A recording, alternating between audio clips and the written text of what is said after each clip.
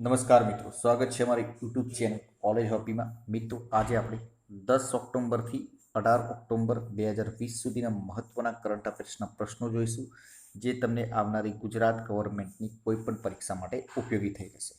તો ચલો મિત્રો, શરૂ કરીએ. પહેલાં આપણે 10-10-2020ના કરંટ અફેર્સના પ્રશ્નો જોઈશું. ફર્સ્ટ ક્વેશ્ચન: વર્ષ 2020નું શાંતિનું નોબેલ પારિતોષિક કઈ સંસ્થાને મળ્યું? તો સંયુક્ત રાષ્ટ્ર સંઘની પેટા સંસ્થા વર્લ્ડ ફૂડ પ્રોગ્રામને એટલે કે WPFને આ પારિતોષિક મળ્યું છે. વર્લ્ડ ફૂડ પ્રોગ્રામ સંસ્થાની સ્થાપના જે 1961માં થઈ હતી. આગળનો ક્વેશ્ચન: ભારતે દુશ્મનોની air defence system, radar, communication system વગેરે તોડી પાડવા સક્ષમ એન્ટી રેડિયેશન મિસાઇલનું સફળ પરીક્ષણ કર્યું. આ મિસાઇલનું નામ શું છે?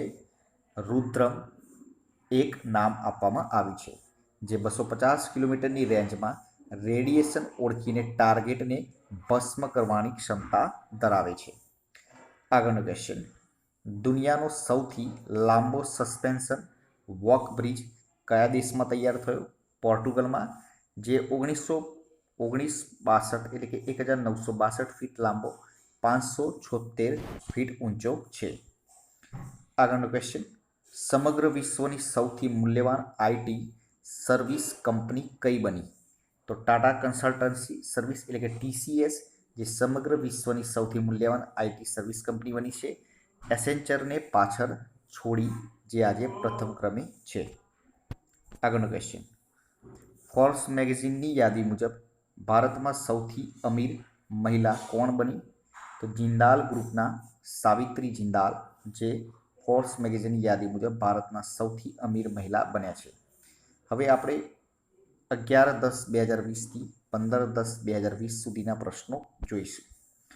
ટાઈમ્સ મેગેઝિને વર્ષ 2020 માટે નવી પેઢીના 10 સુપરસ્ટાર્સની પસંદગી કરી. તેમાં 7 મહિલા અને 3 પુરુષ છે. યાદીમાં પ્રથમ સ્થાને કોણ છે? દિવ્યાંગ બેડમિન્ટન પ્લેયર માનસી જોશી પ્રથમ ક્રમે છે. ABVKY એટલે શું કહેવાય? અટલ વિમિત વ્યક્તિ કલ્યાણ યોજના, જેનું ફૂલ ફોર્મ નામ છે. હાર્વર્ડ બિઝનેસ સ્કૂલના ડીન કોણ બન્યા? IIM અમદાવાદના પૂર્વ વિદ્યાર્થી પ્રોફેસર શ્રીકાંત બન્યા છે. તાજેતરમાં DRDOએ સ્વદેશી ડ્રોન રુસ્તમ-2 નું પરીક્ષણ ક્યાં કર્યું? કર્ણાટકના ચિત્રદુર્ગમાં 16,000 ફૂટની ઊંચાઈએ 8 કલાક સુધી ઉડાન ભરી શકે છે. વડાપ્રધાન નરેન્દ્ર મોદીએ કઈ યોજના અંતર્ગત પ્રોપર્ટી કાર્ડની વહેંચણી કરી? સ્વામિત્વ યોજના અંતર્ગત. વર્ષ 2020નું અર્થશાસ્ત્રનું નોબેલ કોને મળ્યું?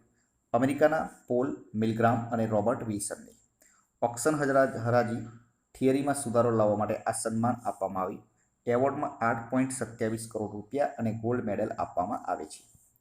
આગળનો ક્વેશ્ચન: વડાપ્રધાન નરેન્દ્ર મોદીએ કોની જન્મ શતાબ્દી નિમિત્તે ₹100નો સિક્કો જારી કર્યો? વિજયારાજે સિંધિયાની શતાબ્દી નિમિત્તે.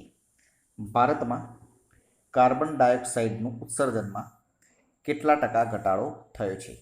6% ઘટાડો થયો છે. વિશ્વમાં ગેસના ઉત્સર્જનમાં મુદ્રા 29 અને પાંદરો 31મા સ્થાને આવે છે. ગુજરાતના એક સહિત ભારતના 8 સમુદ્ર કાંઠાને બ્લુ ફ્લેગ બીચનું આંતરરાષ્ટ્રીય સન્માન મળ્યું. ગુજરાતના કયા સમુદ્ર કાંઠાનો સમાવેશ થાય છે? શિવરાજપુર, દ્વારકાનો. ગુજરાતના કોકિલા ગણાતા અને સુગમ સંગીતના વિખ્યાત ગાયિકા જેમનું હાલમાં નિધન થયું તે કોણ છે? કૌમુદી મુનશી. અને હા મિત્રો, બીજી એક વાત, જો તમે આની PDF લેવા માંગતા હોય તો કાલે સવારે તમને આની PDF મળી જશે. ડિસ્ક્રિપ્શનમાં ટેલિગ્રામ ચેનલની લિંક આપેલી છે. ટેલિગ્રામ ચેનલમાં જોડાઈ જજો. કયા રાજ્યની બધી જ સરકારી સ્કૂલો ડિજિટલ થઈ, જે દેશનું આવું પહેલું રાજ્ય બન્યું? કેરળ. પાસપોર્ટ ઇન્ડેક્સમાં કયા દેશનો પાસપોર્ટ આખા વર્લ્ડમાં સૌથી પાવરફુલ છે? તો ન્યૂઝીલેન્ડનો પાસપોર્ટ વર્લ્ડમાં સૌથી પાવરફુલ છે. ન્યૂઝીલેન્ડના પાસપોર્ટ ધારકને 46 દેશમાં વિઝા વિના પ્રવેશ મળી શકે છે. જ્યારે પાસપોર્ટ ઇન્ડેક્સમાં ભારતનો 58મો ક્રમ છે અને ભારતના પાસપોર્ટ ધારકને 18 દેશમાં વિઝા વિના પ્રવેશ મળી શકે છે. Next question, civil aviation security bureau BCACના નવા ડાયરેક્ટર જનરલ તરીકે કોની નિમણૂક કરવામાં આવી? M.A. ગણપતિની. Association of mutual funds in India AMFIના પ્રમુખ તરીકે કોણ ચૂંટાયા? કોટક મ્યુચ્યુઅલ ફંડના MD નિલેશ શાહ. SBIના અધ્યક્ષ તરીકે કોની નિમણૂક કરવામાં આવી? દિનેશ ખારાની. સાઉદી અરેબિયાએ મક્કાની કઈ યાત્રા શરૂ કરી? ઉમરાની. ચૂંટણી પંચે કેટલી ઉંમરથી વધારે વિકલાંગ લોકો માટે પોસ્ટલ બેલેટ દ્વારા મતદાન કરવાની પ્રક્રિયા જારી કરી છે? 80થી વધારેની ઉંમરના વ્યક્તિ માટે. કયા રાજ્યની સરકારે કિસાન રથ એક ફળો અને શાકભાજી નામની એક મોબાઈલ એપ્લિકેશન શરૂ કરી છે? આસામ. સૌર્ય ભારતની કઈ મિસાઇલનું લેન્ડ વર્ઝન છે? K-15નું. ગુજરાત બાદ કયા રાજ્યએ મહિલાઓને સરકારી નોકરીમાં 33% અનામત આપવાની જાહેરાત કરી છે? પંજાબ સરકારે. અને 2014માં આનંદીબેન પટેલે ગુજરાતમાં 33% મહિલા અનામતની જાહેરાત કરી હતી. વિશ્વનું સૌથી મોટું ઝિંક કોમ્પ્લેક્સ ક્યાં બનશે? તાપીમાં. હાલમાં ટેસ્ટ ક્રિકેટર જ્હોન રીડનું નિધન થયું. તેઓ કયા દેશના હતા? ન્યૂઝીલેન્ડના. 2020 ક્રિકેટમાં 100 સ્ટમ્પિંગ કરનારો વિશ્વનો પ્રથમ વિકેટકીપર કોણ બન્યો? પાકિસ્તાનનો કામરાન અકમલ. યાદ રાખજો મિત્રો, 2020માં અને આંતરરાષ્ટ્રીય 2020માં ધોની પ્રથમ સ્થાને છે. કેન્દ્રીય પ્રધાન ડોક્ટર હર્ષવર્ધન દ્વારા COVID-19 માટે આયુષ ધોરણ માનક સારવાર પ્રોટોકોલનો પ્રારંભ કરાયો છે. તેમજ વડાપ્રધાન નરેન્દ્ર મોદીએ આર્ટિફિશિયલ ઇન્ટેલિજન્સ રેસ 2020નું ઉદ્ઘાટન પણ તેમને કર્યું છે. હવે આપણે આગળ જોઈશું 16/10/2020થી 18/10/2020 સુધીના પ્રશ્નો.